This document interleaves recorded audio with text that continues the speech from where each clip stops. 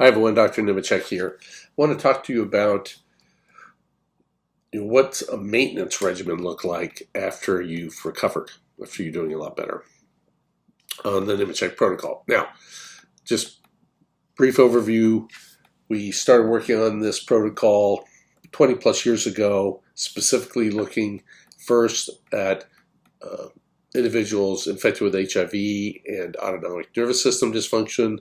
That expanded into adults with a variety of causes of autonomic nervous system dysfunction. A lot of it is just like post-concussion syndrome, things like that, but also emotional traumas, inflammatory traumas. Now, COVID can cause problems. And then about 10 years ago, we modified the protocol a little bit for children with autism and developmental delay. And the bottom line is, it's the reduction of inflammation in a substantial way in the brain can allow the brain to help repair itself. Now, whether you're a child with autism or just developmental delay, or you're a child with like ADD, or you're an adult with chronic fatigue syndrome, POTS, lung COVID, it's all the same. All right, we lower inflammation, your nervous system can repair everything. Now, but then what do you do when you're like, I'm better? What do we do? Okay.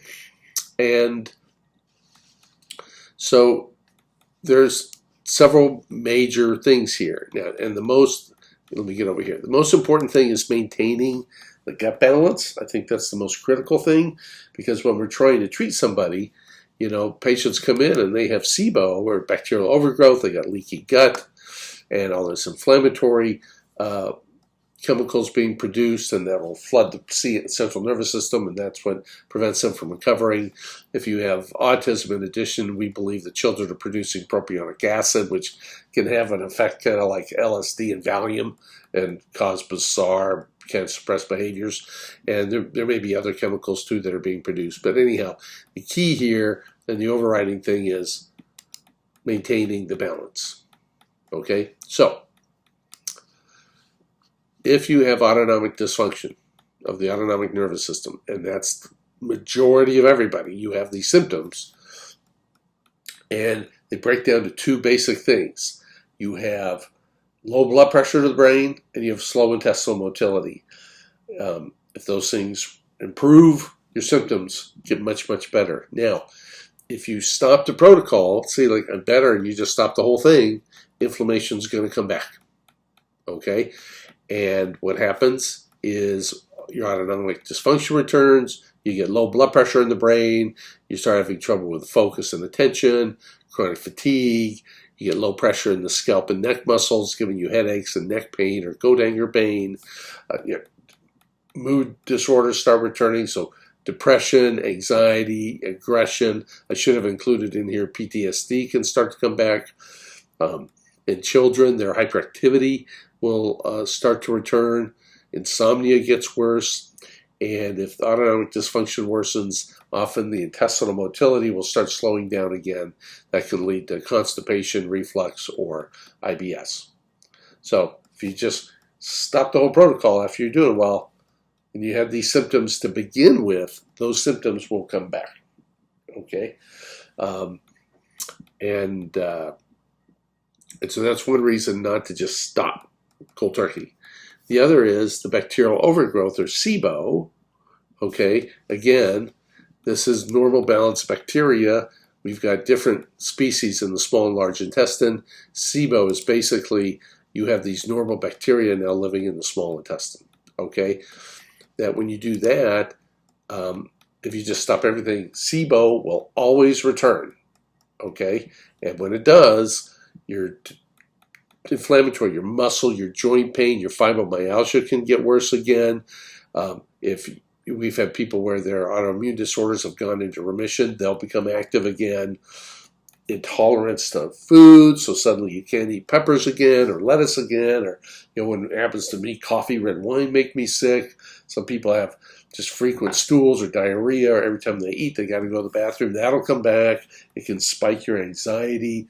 And in kids, if they produce propionic acid again, That doesn't happen often, but when it does, they're being given these diagnoses of PANS and PANDAS, okay? And that's just a nightmare. That can happen, okay? And now, the only shining spot here is if you have developmental delay and the kids have recovered, now they can socialize, they're conversational, they can developmentally they're now normal. You won't lose that. I've never seen that go away. Okay? Now, somebody's socialization might get a little worse if they get a lot of anxiety comes back, but it's not really that they don't want to socialize or don't know how to socialize. Okay? So the good thing is all the developmental delay stuff remains. Now, so, okay, we can't go cold turkey. What do? Here's how we break it down. So this is your maintenance protocol after you've recovered. Everybody needs fish oil and olive oil, okay? Those are a function of what's the problem with the inflammatory nature in large part in the food supply, okay? So your doses that you're on that got you healthy, you generally need those doses to stay healthy, all right? And don't bother trying, because I've seen people prove this over and over and over again. Okay, so you got to take the fish oil, got to take the olive oil. Now, vagus nerve stimulator. If you use that on the ear, it seems to be age dependent in a large way. So if you're, a kid, young adult, and a young adult, I might say up to, mid 30s, even 40,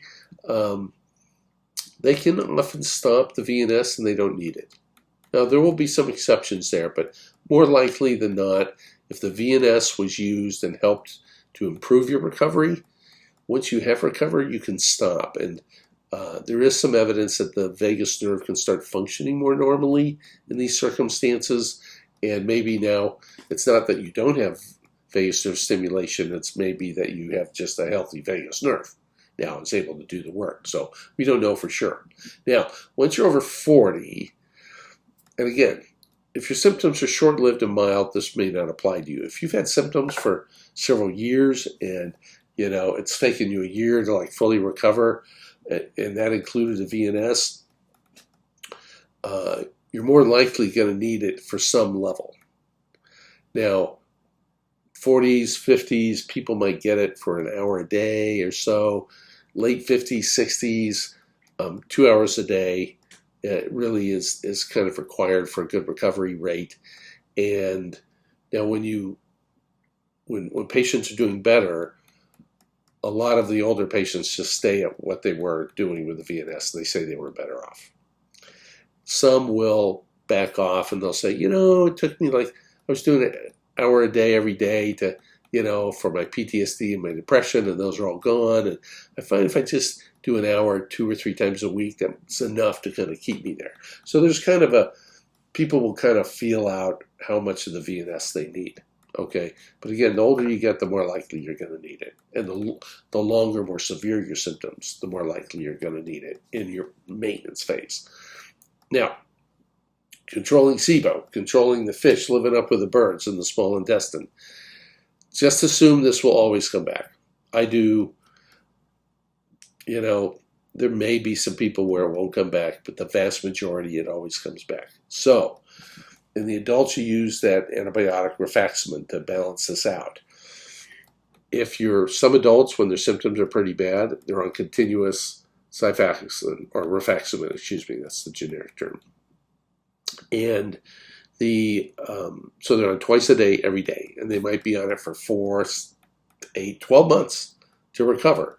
And then we back them off to monthly and then intermittent. And now, intermittent means just when symptoms return. Now, that's where you need to know your SIBO fingerprint. The SIBO fingerprint are the things that went away quickly when you first took it. Okay? So if you start rifaximin and your headaches get better after a month, that's not part of your fingerprint. What happens is if you start rifaximin, and within 10 days your diarrhea is a lot better, or the anxiety drops a great deal within a couple days, or to me, within a few days, suddenly I can drink coffee and it doesn't make me sick. That's your fingerprint, because in the vast majority of people, when you stop rifaximin, that will relapse. And when it does, you just take 10 more days of rifaximin. And that could be maybe every 3 or 4 months, or it could be every 2 years, but you still need to retreat that on occasion. Now, with children who are, and this is often recovering from autism or pretty severe developmental delay, they're on continuous rifaximin twice a day. What we do is when the kids get close to neurotypical, we shift over to monthly, and so we'll do 10 days a month, so like 1st through the 10th of every month, kind of as a maintenance thing. And then when they get a little more mature, we can go to intermittent. And people say, well, why don't you just go to intermittent right off? And that's because you kind of need feedback from the patient. Like, Mom, my stomach hurts again, or I'm getting reflux again, or that food's bothering me again, or things like that can help the parent know, oh, we need to use rifaximin, because we don't want them to be relapsing, and suddenly their focus, the parents may not notice that suddenly the kid's failing some classes mid-semester because the focus is a lot worse, okay? And so we tend to go monthly for a while, and then when they're mature enough, we go to intermittent. Now, some of the kids, the younger ones in particular, may recover, and they've only used inulin. Okay, this is a prebiotic fiber that can balance the gut bacteria. This doesn't work too well in the adults and older kids, but if the young ones, it works well. I just keep them on it. It's harmless stuff, It's very inexpensive. It's super safe, and they get the fish oil and olive oil and the inulin. You just keep them on it. Now, my bet is, and I just haven't seen this yet because I haven't followed along kids who've recovered this long, but my bet is that, say a 6 or 7 year old, they're on inulin, they've recovered, you're keeping them on it. Maybe by the time they're a teenager, 13 or 14, the inulin might fail. And SIBO will develop and they'll start relapsing again, in which case they would get transitioned to rifaximin and probably just monthly or intermittent rifaximin at that point in time. But we'll work that out as time comes. So anyhow, just kind of an outline of what do you do now? Kids doing really well. How do we manage these different things? And so everybody's fish oil and olive oil. The older you are, the more you're going to need the VNS in the long term. And then we want to get you to a intermittent schedule on the rifaximin, and if they're young, you just keep on the inulin as long as it works. So hope that's helpful for everybody. Otherwise, have a great day. Bye.